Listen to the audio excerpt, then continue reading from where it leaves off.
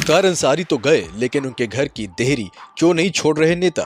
समझ लीजिए सियासी मायने। क्या ओवैसी से डर गया अखिलेश यादव? सीधे जाकर पहुंच गए मुख्तार अंसारी के घर। मुख्तार अंसारी का पूर्वांचल में कितना था रसूख? कितनी सीटों पर असर डाल सकती है अंसारी की फैमिली? यूपी की सियासत एक बार फिर मजहबी वोट बैंक की ओर घूमने लगी है। अखिलेश यादव आज मुख्तार अंसारी के घर गए, लेकिन समाजवादी पार्टी के मुखिया के गाजीपुर दौरे को लेकर राजनीति तेज है।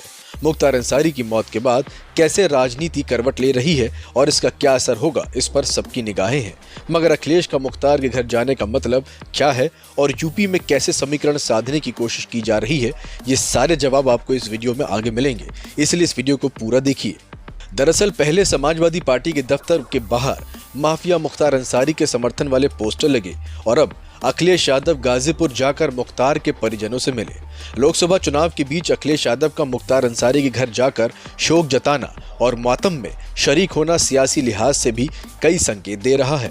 मुख्तार अंसारी परिवार के साथ समाजवादी पार्टी का सियासी कनेक्शन इस बात से समझा जा सकता है कि अखिलेश ने इस बार गाजीपुर लोकसभा सीट से अफजल अंसारी को उम्मीदवार बनाया है।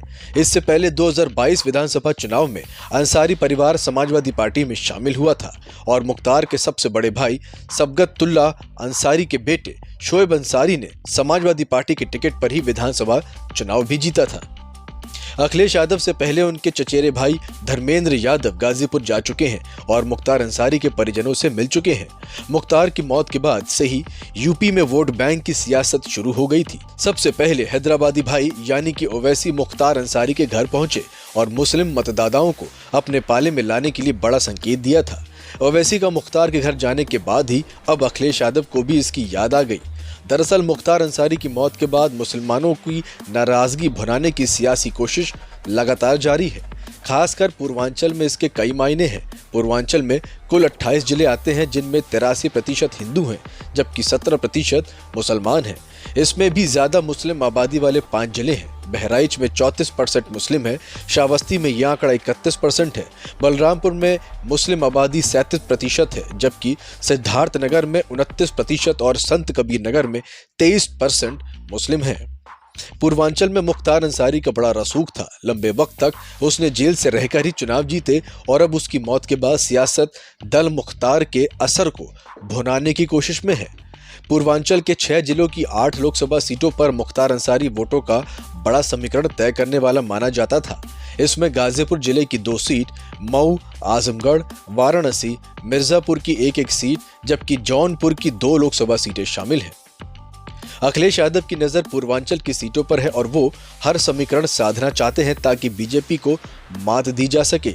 पूर्वांचल में M+Y यानी कि मुस्लिम प्लस यादव फैक्टर मिलकर करीबन 30% वोटर हो जाते हैं।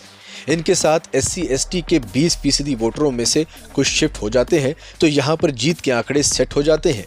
अखिलेश इसी 30% वोट को अपने साथ लाने की कवायद में है। यही वजह है कि ओवैसी नए गठबंधन PDM पर वो निशाना साध रहे हैं। अखिलेश यादव उत्तर प्रदेश में मुसलमानों को अपने पाले में लाने की पूरी कोशिश कर रहे हैं। मुख्तार अंसारी के घर जाना भी उनका इसी रणनीति का एक हिस्सा माना जा रहा है। अब देखना होगा कि इसका उनके चुनाव में कितना फायदा मिलता है। Bureau report.